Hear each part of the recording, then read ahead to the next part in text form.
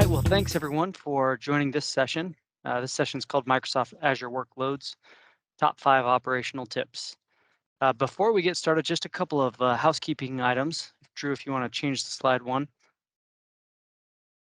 First and foremost, this session is going to be recorded. So after the end of the session, it will be provided, it will be available to all attendees. And then, as you may have noticed, all attendees will be muted. If you do have questions, we'd love to answer them. Just throw them in the chat. We'll be responding to them either in the chat or between each section. We'll leave some space for some questions and some at the end as well. If you have any connection issues, but you are in the meeting, go ahead and let me know via chat. If you get thrown out of the meeting or whatever, something like that happens, go ahead and contact our support team who's standing.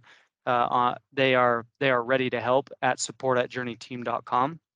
And then lastly, we are always looking to improve and make these sessions as helpful as possible for all attendees. So we'd ask you to, at the end, right before you leave, to fill out a quick survey for us. I'll throw in fact, I'll do it right now. I'm going to put the link to that survey in the chat. I'll go ahead and put it in at the end of the presentation as well, but doing so just helps us help you. Also, though, you'll be entered into a drawing for a $50 Amazon gift card that's awarded each session hour, as well as a drawing for the new Sapphire Surface Pro 9. All right, next slide, if you can, Drew. For those that are new to JourneyTEAM, we've been around a long time, nearly 30 years. We're 150 plus people at JourneyTEAM now. In the last 12 months, we've helped 350 plus clients. And over the last 5 years, that's over 1,300 projects completed. So really proud of that. Have a number of solution partner designations. Most proud, obviously, that our customers like us. A 90% referenceable customer rate is something we value really highly. Next slide. There's a couple of awards that we've received, not to toot our own horn, but things that are important to us because they're important to our clients. Being an inner circle partner generally allows us to give our clients sort of an inside track in terms of where Microsoft is going with specific products. Being a partner of the year, we've been that many times in the past, just speaks to our expertise and knowledge in the various products that we implement or help our clients implement. So beyond those, there's a few other awards that we're proud of, but JourneyTEAM, if you're not familiar with us, we are essentially a Microsoft consulting shop. And with the exception of the HR and the e-commerce product, we service the entire Microsoft stack of products. If you want to switch to the next slide, Drew. So that's your ERP products. So, your Business Central, FNSC products, your CRM products, your field service, sales, customer service, those types of products. Collaboration and content. So that's your Teams, SharePoint, intranet builds, those types of things. Data and BI is going to be your Power BI, your Power Apps, your data warehousing, those things. And then, of course, change management, which is to ensure the success of any implementation. We usually have a heavy emphasis on ensuring there's a good knowledge transfer and adoption rate of the new product in your organization. And last but not least, of course, because we're talking about it today, is what we do here on the cloud team. So that's all things Azure. That's also things related to security, identity, access management. Just a lot of different things. Tenant migrations. This team does a whole lot. So with all that in mind, I think it's probably time to turn it over to Drew and Eric for the actual presentation. Thanks everyone for coming. Oh, and by the way, I'm Jordan. I'm one of the account executives here. If you need anything from us, I can get you to the right folks. So feel free to reach out. Thank you, Jordan. That was great. Drew's going to be the man of the show here. I'm here to heckle him and be in the peanut gallery. So I have a lot of respect for Drew. He's a principal Azure architect, been working with him for quite a while. And we are going to walk you through some important things about Azure and its platform. And so, Drew, go ahead and introduce yourself. Just real quick, at JourneyTEAM, I lead our cloud practice, and I've been here. It'll be 8 years next year, and so focusing mostly on M365 and more recently a lot more Azure work that we are seeing needs for. M365 is the gateway drug to Azure, and there's a lot of people that are hooked on M365 and looking to go further into Microsoft's ecosystem. And so great opportunity now to move into that world, and we're excited for that opportunity. So glad to have Drew working with us. And Drew, I'll hand it over to you now for you to take it away. Sounds good. Thanks, Jordan. Thanks, Eric. Just a little bit about myself. I'm Drew Mellon. Been in, well, I'm not going to tell you how long I've been in IT because obviously my gray beard probably tells that story. But I've been an Azure architect, basically a cloud architect for the last 10 years, probably when cloud started becoming a buzzword. Jumped in all in on Azure when it first came out because of the application PaaS services that the way they were building in the very beginning, and they just continued to make it better. But I've also got exposure and certifications in AWS as well as GCP, so I know how to traverse the different environments as well. So what we're discussing now is, or we're about to discuss, are things that I've seen in environments as I'm doing workshops, because I work with customers and clients such as companies such as yourselves, large, small, global, local, whatever. I work in two areas with them, right? It's either adoption or it's alignment. Adoption is moving them into Azure, extending properly, and alignment is actually reviewing landscapes, making sure they're well architected, things like that.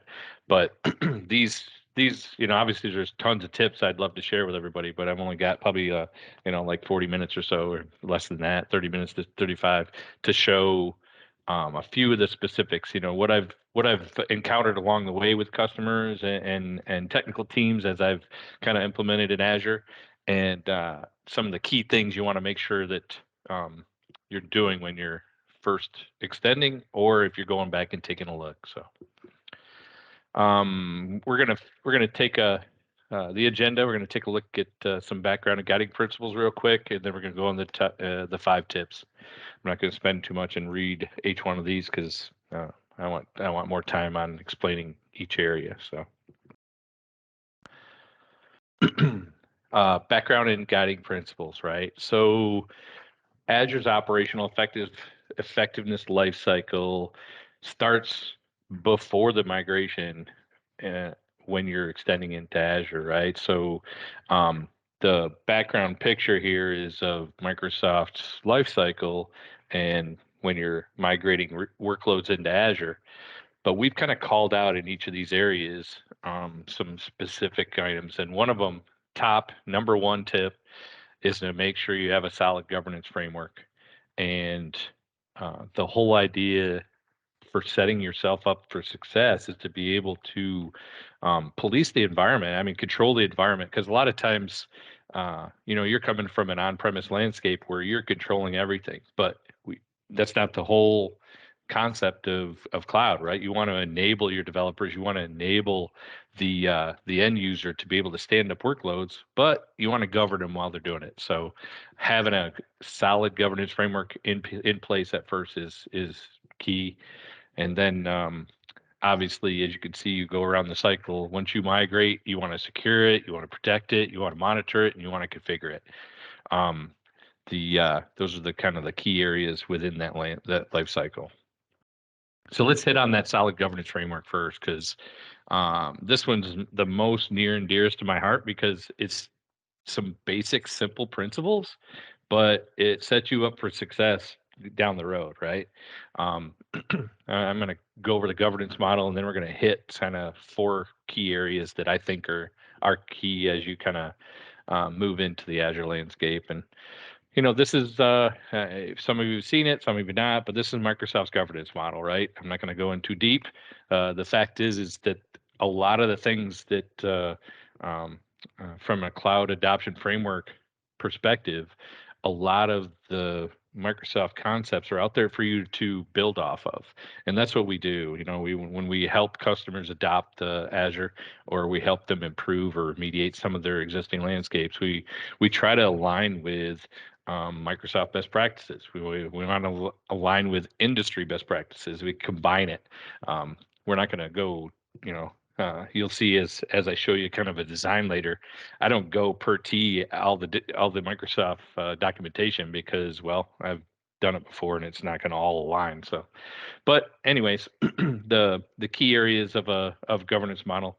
The fact is that if you don't have a governance framework or an MVP set up in the very beginning, you're going to be going back. I guarantee going back and taking a look and configuring these areas. So just make sure that you think about that as you're going in, or if you're already in there, think about it. If you don't have a governance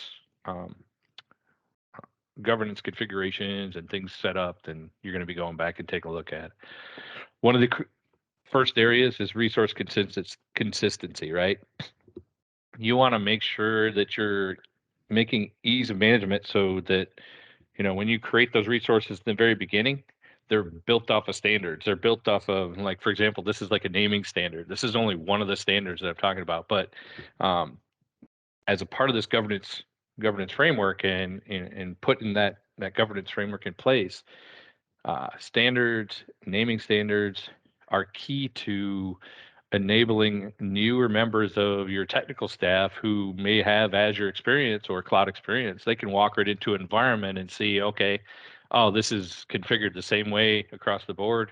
I know exactly what everything is. I know how it's enabled. And what I usually do is, when I'm in an adoption workshop with a company, or a bunch of tech guys, we'll actually create a spreadsheet that holds all of the um, tagging standards, naming standards, things like that, so that you have documentation in the beginning, and then you can carry that out. So just kind of example, you know, resource consistency, key.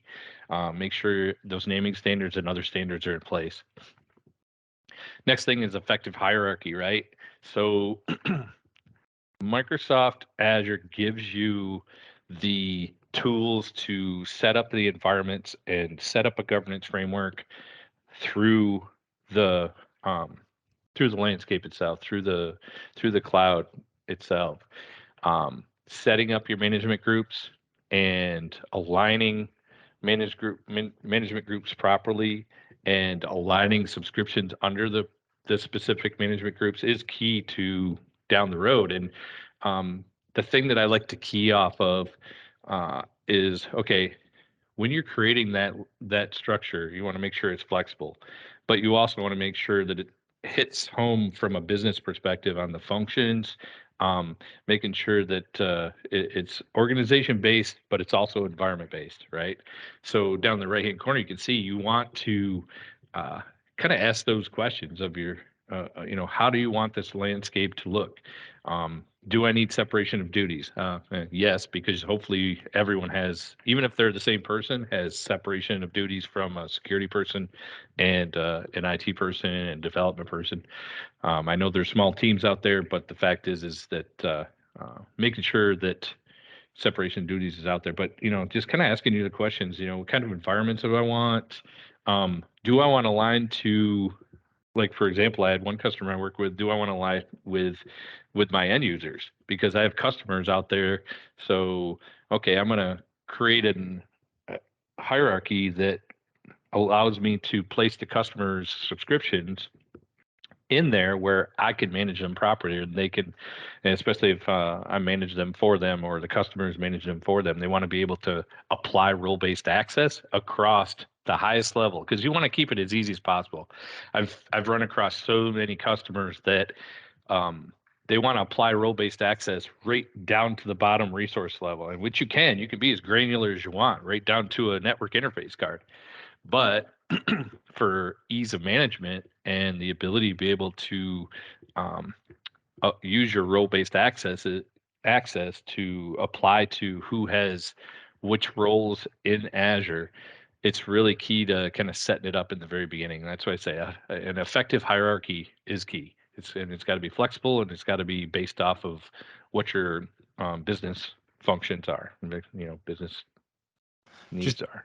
Just a quick thought here, Drew. Like, a thing I think of a little bit is if you are not using management groups at all, then that's one specific thing that like you need to go open that door and understand management groups and how they technically sit above your Azure subscription.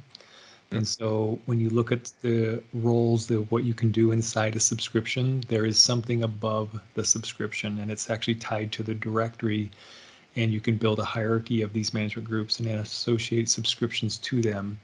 And it gives you a lot of flexibility and the power to manage the multiple subscriptions, where you don't go add a user to a role, you add a user to a management group, and you're done. Yeah, exactly. Just to kind of show that, right? Logged into a portal here. Everybody could see this. Hopefully it's not too small. My monitors are pretty high resolution, but the fact is this is just a trial subscriptions that I created, but you can see how this subscription is underneath a management group. And there's another management group that's set up here, and you can actually move these subscriptions in between the different management groups. So even if you've got a landscape already set up and you've got all the subscriptions laid out, but you just have a flat management structure, we can also help kind of align those properly, kind of change some of your role-based access into a more management group focused type of landscape. So yeah, I was just kind of wanted to show what Eric was talking about there. Oh, sorry about that. Another thing, solid identity baseline, right? The thing that we've learned over the past few years when it comes to cloud is the new perimeter is a resource's identity, whether it's a user, whether it's a group of users, a service principal, or a managed identity, all based on applications. The fact is, and it'll continue to be, you need to control those identities from the perspective of, okay, who has what role. So making sure you're setting yourself up for success at the very beginning by having a standard way that you're adding users into groups and applying and giving those groups roles. That's the whole, it's the same concept that you have on premise, but the fact is that when you look in your identity and access management within the Azure portal, you don't want to see a bunch of users in there. You don't want to see Joe Smith has owner, Joe Smith has contributed this, Joe Smith has contributed this resource.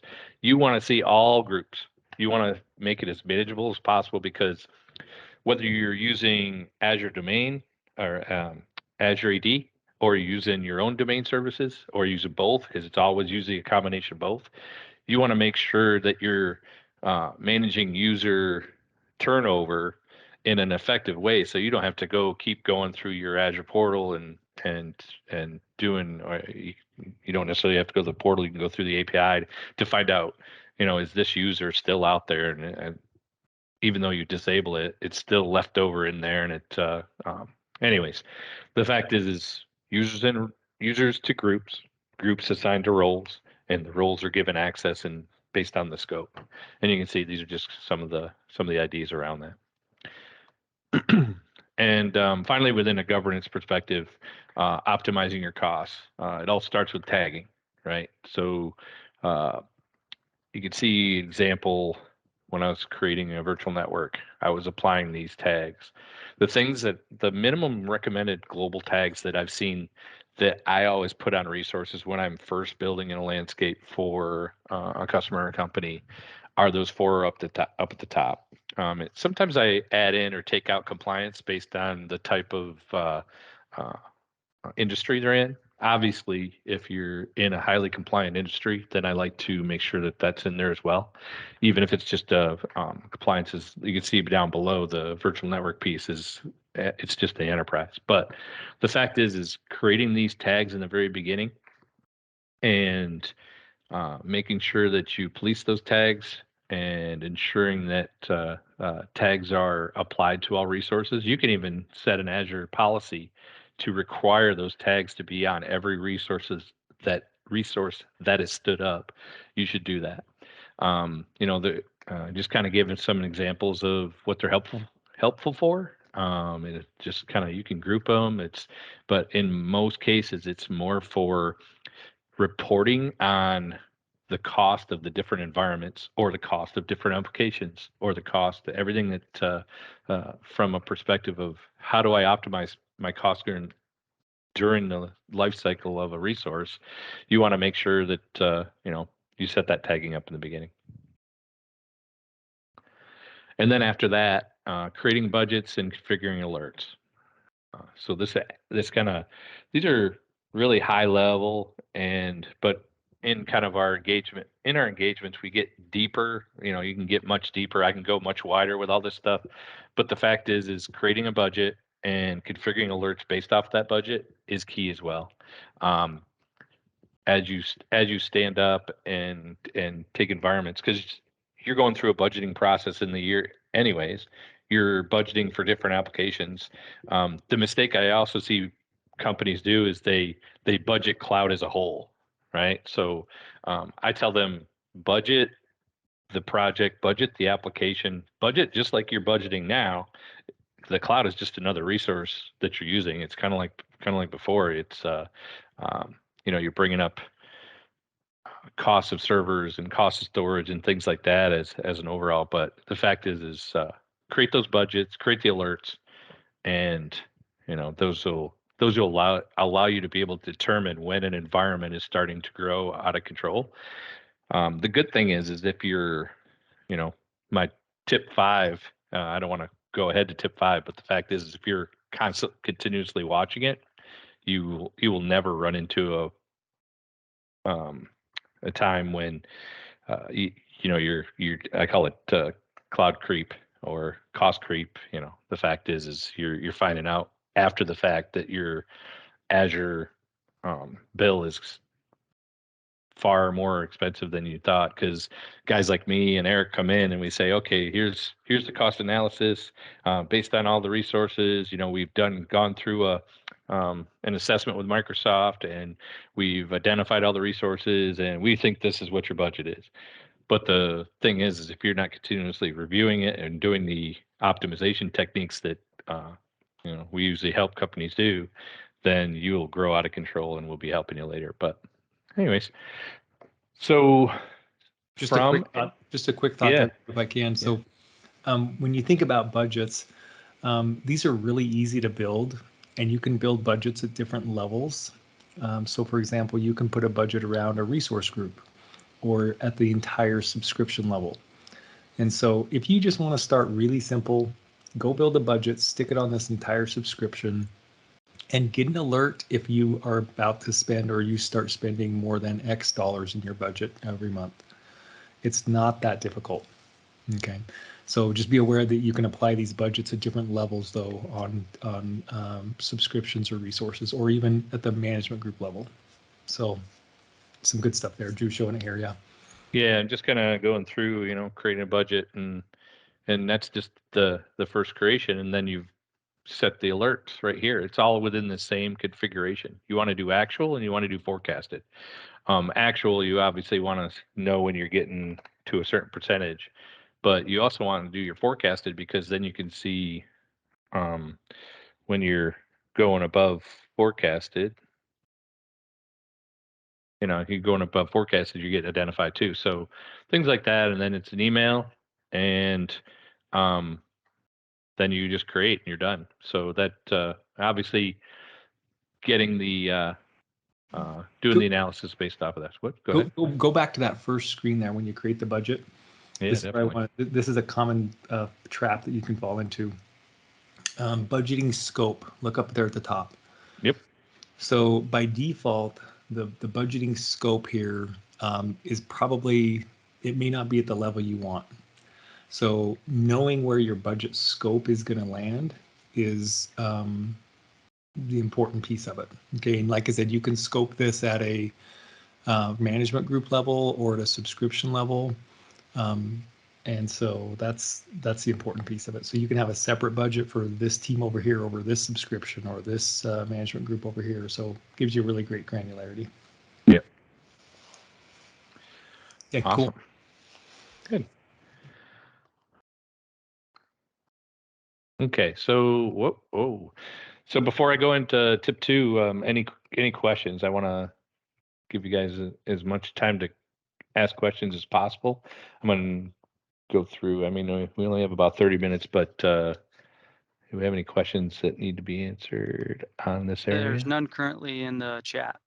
Okay, well, even if you don't have questions during this session, Eric and I are out, obviously can be reached through our team. So just feel free to ask us whenever you want to, even if it's not during this session.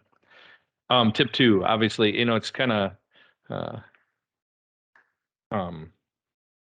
by default, everyone needs to secure the landscape. But the fact is that there's ways to secure the Azure landscape that are a little bit more effective and that I've seen along the way that I put in place for every landing pad that I put in place. So the secured landing pad that I build or that we build is based off of visibility of traffic, making sure traffic is isolated and segmented, and it's all based off of zero trust concepts, right? So only allowing the certain identities, like we said before, because that's the new perimeter, access to the right resources. You start it at the network level and go with the configurations out. But for this specific tip, I actually want to go into a design. So hopefully I'm not getting too deep for you guys. This is the customer that I work with, but everything's, they're pretty much basic IP addresses anyways. It's not theirs. I've kind of changed it to a different block. But the whole idea is I usually start out with something like this anyways. From a security perspective and what we were talking about, visibility, in most cases, obviously there's Azure Firewall, right? Azure Firewall is a great resource. It's a great way to get visibility into your environment. The challenge, and it's getting better every iteration of the way to configure it, right? But it's not as you can't. It doesn't go as deep as like a next generation firewall. Not yet. I mean, they're doing new releases every day basically or something like that. But the fact is that in most cases, I'm going through, and it's Palo in this case, but whether it's a Fortinet or a Palo Alto or I don't see much Cisco, but they're out there. It's all based off of what your resources you have on premise. So the good thing is that when you build security into the landscape or into the Azure environment, you can make sure that you've got great visibility and traffic isolation. And there's one thing, a couple things that I like to call out about the way that we implement and the way that I like to implement this type of design is the fact that I separate ingress egress from east west management and private backhaul.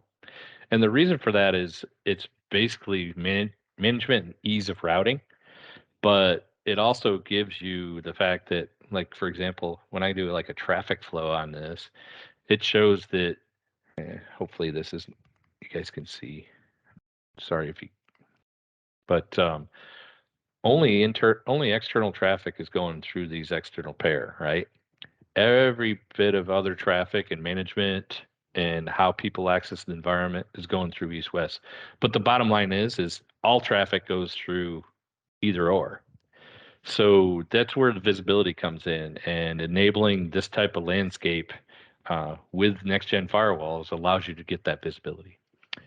And next to it is from a segmentation perspective, you can see as you build out, it's a typical hub and spoke model. Best practices from a Microsoft architecture. But let me go back to this because I also like to show the fact that you've also got PaaS services connected. But you notice one thing, all of these PaaS services are not connected external. So that's the other kind of key thing I want to call out when you're designing an Azure landscape. There should be no open doors. There should be no open back doors. I guarantee you I can walk into any Azure customer, okay, we'll say 99% of them, and I can find a storage a storage configuration that's allowing public access, or a application app service that's allowing external access, things like that. Use the private endpoints, make them a part of your virtual network securely, and use your firewalls to see the visibility. And then you layer in the other security layers, like a web application firewall, things like that within the landscape. But the fact is that it all starts out with, this type of architecture where you're isolating the traffic, and this inherently enables the zero trust concepts. And I know it's three buzzwords I've used in one area, but the fact is that as you build out your Azure landscape, if you keep to this type of design, it's gonna naturally fall in place, and you're gonna meet all of the security team's reviews. I've been through several security audits from a perspective of landscape. I've been through several audits with Microsoft and how things are implemented. Every time I work with the firewall vendors, they say this type of design is outstanding, and they like that. But anyways, one thing I did want to touch base on the two is that the governance structure, so you can see how the role-based access groups and where they have access. That's part of the design too, as I'm working through a customer with what they, with their entire design. We kind of went back to governance because it's near and dear, but from a security perspective, that's kind of where we're at. Any questions around this before I move into, tip 3, actually, I'm gonna show that from here as well. Okay. Like I said, feel free to pop questions in. Yeah, so just one little reiteration there. I want to make sure everyone heard what Drew said about PaaS services and the default public accessibility that those PaaS services have available. And the concept of you need to understand what a private endpoint is, so that you can properly secure those in that model. So the tip, I guess, would be understanding that a private endpoint is how you can leverage the cool power of the PaaS service, but maintain the security posture of it by controlling the connectivity into it. Yeah, and a lot of the services you weren't able to do that before. So as Azure become more mature from a security perspective, they're a security company that build a cloud platform. So building it into the platform originally and then allowing these capabilities as they mature is outstanding. So I have experience on the other cloud platforms as well, and I like the configuration of how they approach the best PaaS services of any cloud platform and how to secure it in a design like this. So anyways. And then of course on to enable recovery, right? So from a disaster recovery perspective, I always say focus on recovery. How do you recover from different types of events? How do you make sure that you've got a resilient enterprise built, or resilient design built for your applications to be able to recover and be resilient? And resilient meaning an event can happen, something in a data center at Microsoft can happen, and one of the racks for some reason loses power or loses connectivity or whatever. You're built in a way that you can perform even if that happens. Step 1, you can see you're doing multiples, right? So this is one pair of firewalls, and the reason why it's a pair is so that they can be across availability sets. And some of the vendors actually allow you to go across availability zones. But when you set that up, you got to make sure that you're looking at the region, make sure the region supports availability zones. I think about 90% of them do already. But the fact is that you want to make sure that you're at least in different availability sets. And then um, some of the recent designs I've done, they're actually in different availability zones. So that's the kind of the base building block. And you can see the same thing, like the Azure AD component, or sorry, the domain services component, the local Active Directory, replicates up into Azure. And there's 2 servers out there, and you'd never deploy just one server. You get 99.9% SLA on that if you deploy one server in a landscape. And you know what that means? That means that's definite downtime every month. So, and the reason you do that is because Microsoft, just like yourself, if you've got a landscape on premise, you're going to be doing management updates, you're going to be doing firmware updates, you're going to be doing updates to the landscape that make sure you're patched, make sure you're secure. But the bottom line is there's some of those events that cause blips on the network and could take down your application. If you have the ability and you built it resilient, like I always say, build for failure. And when you build for failure, then or design for failure, then you're able to recover from any type of event. And then the next step up, obviously, is going across regions, right? So you can see as I kind of scan out, I always set up a DR environment, whether they start to use it or not. I still set up a hub and spoke over there because when I set up a DR environment, I want to make sure that I'm anticipating that I'm going to move my entire operations over to DR. Now, granted, I didn't put the firewalls in here yet, but that's the design. But in the initial design, you're going to have at least 2 firewalls over here. You get the different types of licenses, and you can actually run those firewalls or keep them down and then bring them up as you need them, things like that. So, but the bottom line is enable your second region to be able to fail over and make sure it keeps replicated, make sure you keep the different services, the different data that you need that's high priority.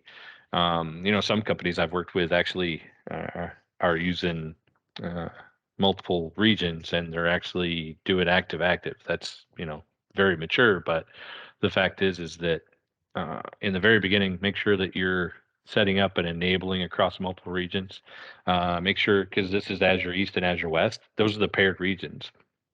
Each of the regions in Azure have another paired region that optimizes the backend networking to be able to do failover, so that you can use the Microsoft network to for replication. And so when you're setting up storage and you're doing global replication, it can go across and use the Microsoft networking between those regions more effectively.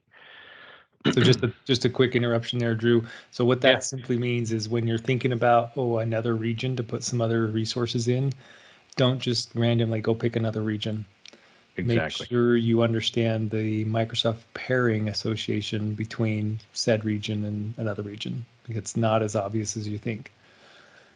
Yep. So, and Drew could probably tell you what his favorite regions are, which ones he doesn't like so much, where we've got some scars from going into a said region and going, they don't have some functionality like Windows 365. You can't run that in this region.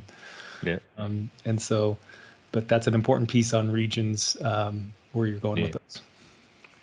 Yeah, definitely. But that's all a part of initial engagement too. Like the thing that I enjoy the most, I think, in the past, I think 10 years I've been doing this with companies, is actually opening their eyes to some of the just kind of the details, right? Because the devil's in the details, and everybody says that. It really is, because anybody can go out there and design an Azure landscape and put up a bunch, anybody can go and put their credit card in and stand up a VNet and region and start building. But if they haven't thought about a lot of the pieces like a company like JourneyTEAM thinks about when we come in the very beginning, we're usually doing health checks for them, or we're coming back and doing a well-architected framework review for them, things like that. So it's good to have a good partner, even if you're not. You don't want us to entirely do everything. You got to at least have a good partner that you can bounce advisement requests off of. You can, even if you've got, we'll teach you how to fish in the very beginning and teach you how to use the landscape, but you're going to run into some things where you need someone such as ourselves to be able to kind of help with that. So, anyways. So tip 4, monitor the landscape, right? All of the resources that you set up out there, you want to monitor everything. I apologize if this is kind of overload on one screen. I knew I only had an hour when it usually takes me like 4 hour days to kind of explain all this stuff and teach customers and things like that. But the bottom line is, if you think about it, just like before, Microsoft has guidance around governance. Microsoft also has guidance around management. And the managed portion of what's called the Cloud Adoption Framework is, this framework, this management framework is right here. And to be able to manage your environment after it's built, after it's up and running, we've helped get it secured. We've helped put a governance framework in place. We've got the configurations. We've got policies applied. You name it. You're ready to go. Bottom line is now you have to start monitoring it because, well, you can't manage what you can't see, right? You can see down in the bottom here the different services and tools for each process. This is kind of a base. This is a baseline, right? A baseline of, what do I want set up in the very beginning? And then you can put in some of the advanced types of monitoring after that. But based off of this, the baseline and basic workloads and things like that, you start off with using Azure Monitor. You start off, log analytics is key. So log analytics, you set up a workspace that everything that's being monitored is ingests into a workspace and registers within that workspace, so that you can monitor from pretty much one landscape, one tool, one view to see where everything's coming in. So along with that, monitoring subscriptions, monitoring guest OS, monitoring network. Be careful with that Azure Network Watcher, though. Azure Network Watcher is usually I turn that on for troubleshooting, but you can do it for changes and stuff too. And then DNS. DNS is key to cloud, anyways. And then when it comes to operational compliance, making sure patches are Azure's automatically updated, using your Azure policies to enforce things like we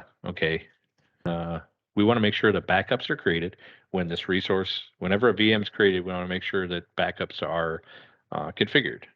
And so those types of policies, having that in place is really key. And using Azure blueprints and actually setting up compliance for each of those core services, and then protecting and covering, making sure Azure Backup, using your Azure Backup tool, configuring Azure Backup for a resource, and Defender for Cloud. Defender for Cloud is your endpoint management, allows you to be able to do some threat analysis on the entire landscape. Like I said, all the tools are there in Azure, but you have to use them. So bottom line is establish your management baseline, monitor everything. That sounds weird, but monitor everything and feed it into a log analytics workspace. So, you want to have anything to add on to that, Eric, or are we good on that? No, I just think it's. I just came out of a session talking about log analytics on Azure AD and feeding your sources into that workspace. And so log analytics in general, understanding that and just how to parse and query for data in a log analytics workspace. Yeah. It's much broader than Azure by itself, if you will, because there's other M365, Azure AD. You can even take your Intune logs and shove them over to an analytics workspace, and then you store them for more than 30 days. And so it's just, if you want to make your life easy, get an analytics workspace and hook your resources to it. And that includes a lot of the Azure side of the fence as well. So, Yep. Thanks. Any questions before we move on to kind of the last tip. It's and we're, these tips obviously are at a kind of a higher level based on the amount of time we had, but all of these things we can drill on more, drill down deep on, and we do drill deep on with every customer we go into. So don't feel like it's, don't feel like you're going to boil the ocean. You got somebody like us to kind of come in and help. So I didn't see. Here we go. Just pulling up my teams again, make sure there's no questions in there. Finally, continuously reviewing the landscape. I know that's kind of a generic statement, right?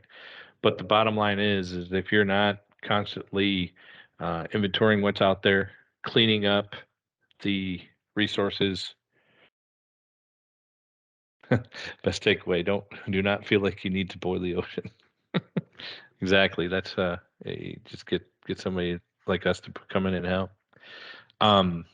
Clean up those resources that you're not using, because I don't know how many times I've gone into an environment and the customer has left resources running, or they didn't put a good governance control in place to enforce development environments to shut down, things like that. So a lot of tips and tricks from the perspective of, deeper ones as you kind of extend into Azure are a key, and that's one of them. And then, of course, optimizing. And so it's like every month or every quarter going in and reviewing what's out there and optimizing based off of what you're seeing. And that kind of feeds right into our tenant health checks that we do. And but before I get into that, it's just a final talk about what that includes. Are there any questions? Does anyone have anything, even if it's they think it's little or big or whatever?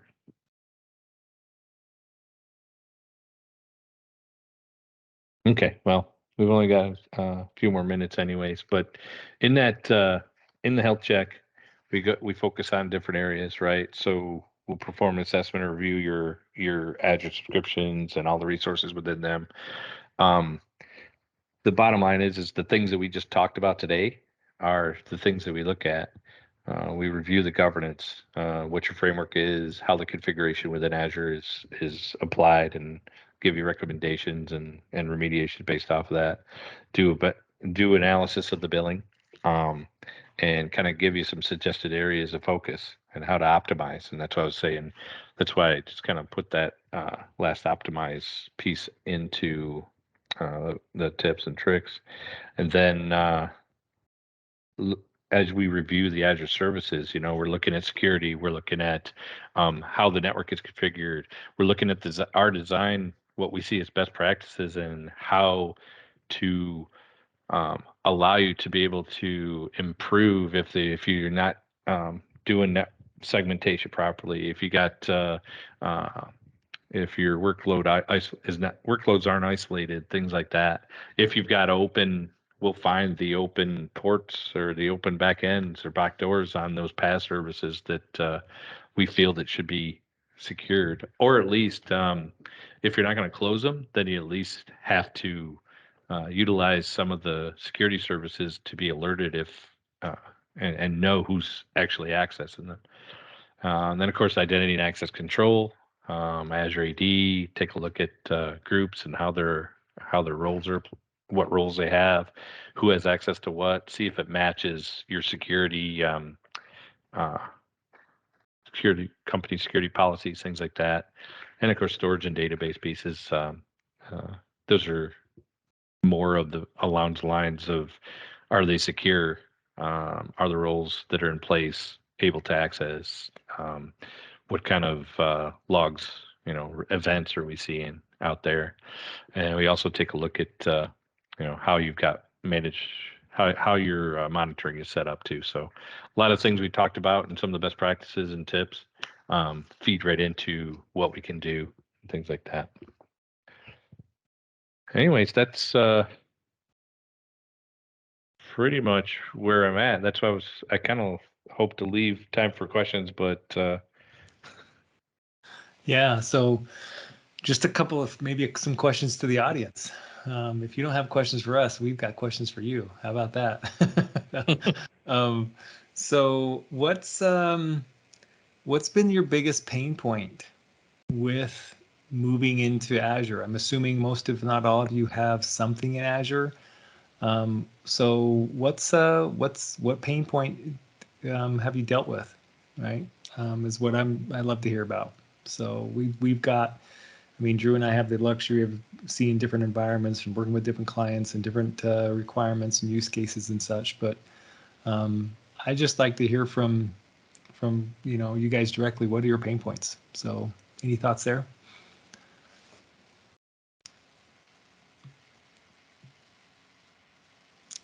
Creep. How do you Yep. prevent creep?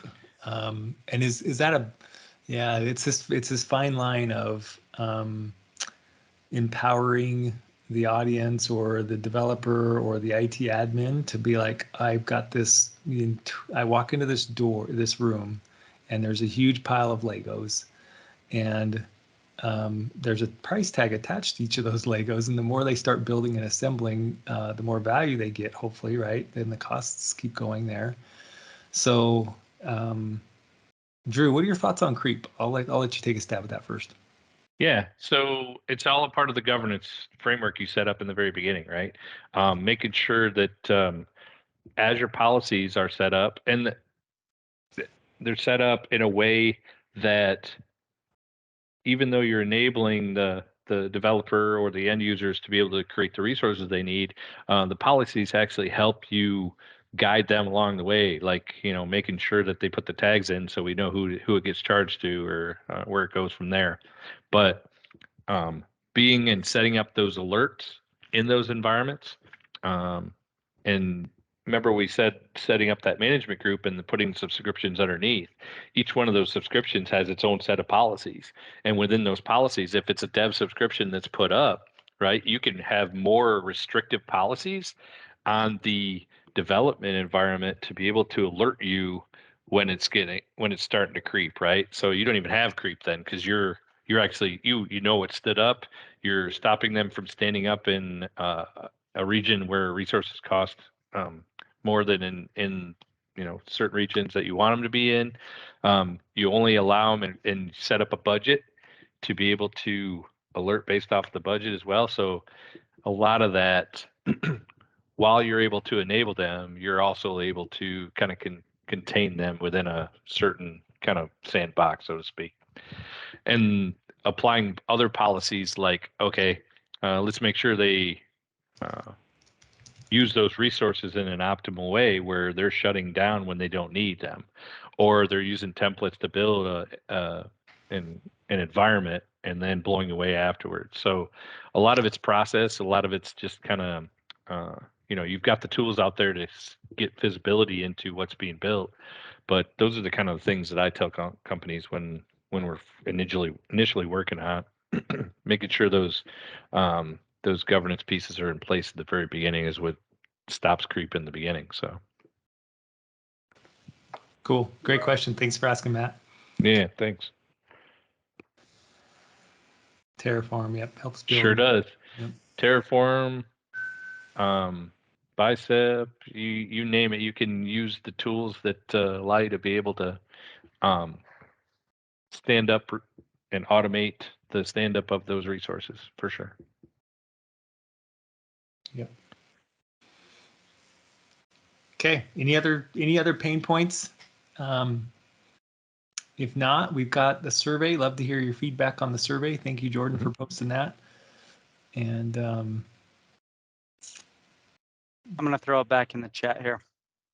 Okay. So it's right there. Yeah, definitely. Thanks everyone for filling that out. Yeah. Yep. Hopefully I'll be working with some of you in the future.